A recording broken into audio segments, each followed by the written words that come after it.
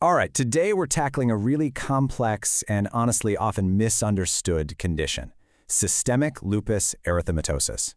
You probably know it simply as lupus. So to really get a grip on lupus, you have to ask yourself this one really fundamental question. What happens when the very system designed to protect you, your immune system, gets confused and turns on you? And that idea of betrayal? That's really the core of what lupus is all about. It's a chronic autoimmune disease, which means the body's own defenders launch this misguided attack on perfectly healthy cells and tissues. Okay, so to really wrap our heads around this, let's talk about autoimmunity. Just imagine your body has this elite security force, but suddenly it completely loses the ability to tell friend from foe. It starts attacking everything in sight, causing chaos, inflammation, and damage all over the place. That, in a nutshell, is what's happening inside the body with lupus. And this right here, this is a really staggering statistic. Lupus just overwhelmingly targets women, at a rate of about 9 women for every 1 man, and it most often strikes during their childbearing years. The science suggests that hormones, like estrogen, might play a role in why this happens.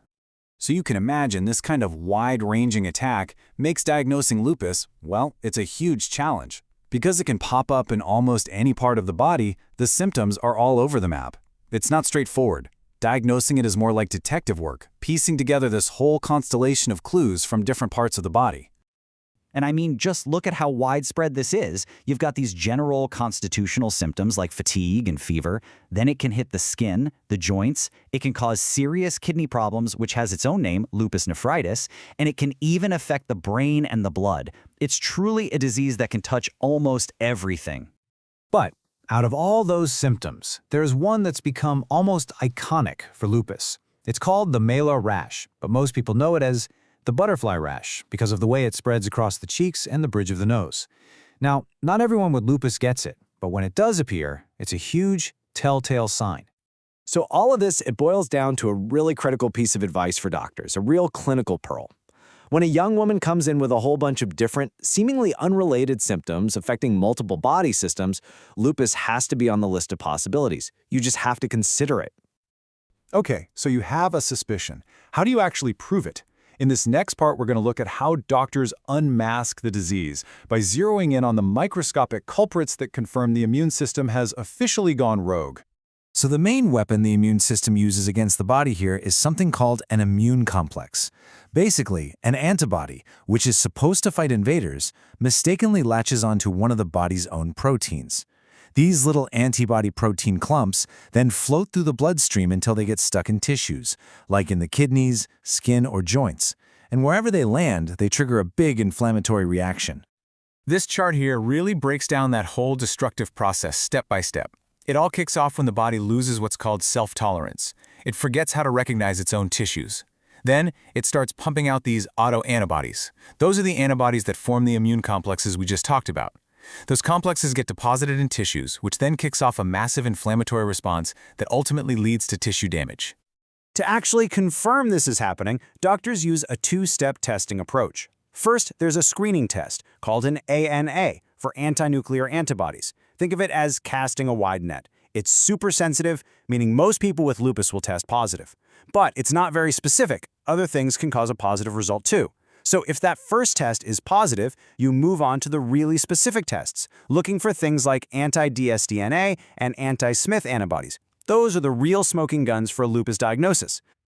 You know, a big part of any diagnosis is figuring out what it isn't. And there are a few other conditions that can look a little bit like lupus.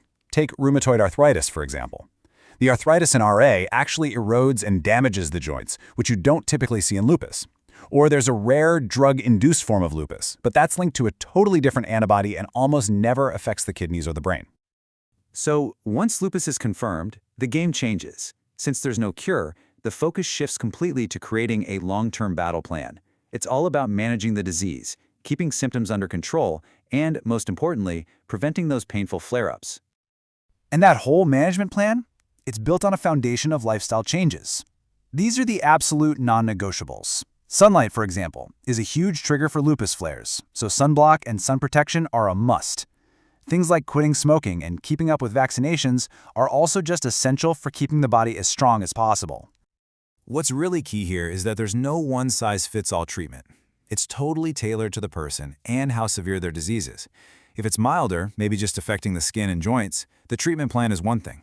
But if it's severe, threatening major organs like the kidneys or the brain, you have to bring out the big guns, things like high-dose steroids and powerful drugs to suppress that overactive immune system. But within that whole toolkit of treatments, there is one drug that really stands out as a cornerstone. It's called hydroxychloroquine. For most patients, this medication is absolutely critical. It doesn't just reduce flares, it's been shown to actually improve long-term survival. So let's zoom out and talk about the big picture. What does living with lupus look like long-term? It's really a lifelong journey of navigating potential complications and working hard to protect your overall health.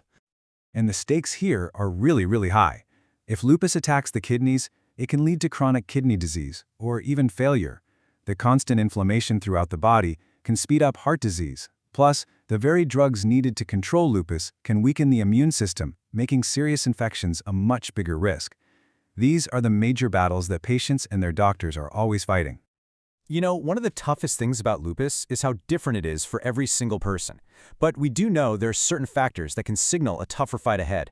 This includes things like being male, which is rare but often more severe, having kidney problems early on, and certain ethnic backgrounds, which just highlights how complex the mix of genetics and environment is with this disease. And that brings us to our final and maybe most hopeful question.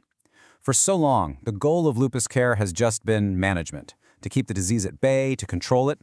But now, with smarter, more targeted biologic treatments being developed, you have to wonder, can we change the goal? Can we start talking about moving beyond just management and start aiming for true, lasting remission? It's a really hopeful thought for the future of treating this incredible disease.